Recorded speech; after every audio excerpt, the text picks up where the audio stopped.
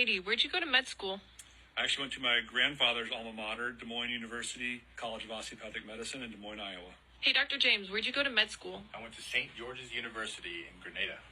DOs, MDs, or MDs from the Caribbean, doesn't matter. Ultimately, no. In this video, highlighted a lot of stigma that those that go to an osteopathic medical school or that those that go to a medical school out of the United States face on a daily basis. While it may be true that if you go to an osteopathic medical school or you go to a Caribbean medical school or a school outside of the United States, it is much harder to get a residency spot. That does not determine or define how good of a doctor you are going to be or how good the doctors are that have came from those universities. It's important to know that whether you go to a DO medical school, a MD US school, or a Caribbean medical school, you have to take all of the same exams. So you will still take the same USMLE exams. You will still take the same board certification exams depending on the specialty that you go into. So by the time you get done with it, you have done very similar training and had to take the same certifying exams. Of course, I'm a little biased because I went to a Caribbean medical school, but I will say that it was one of the hardest things that I've ever done. And I received a very good education, was able to do extremely well on the USMLEs and pass all of my board exams on the first time, being double board certified in pediatrics and internal medicine. I say all this to say, whether you are an MD from the Caribbean or out of the United States somewhere else, or a DO, the training is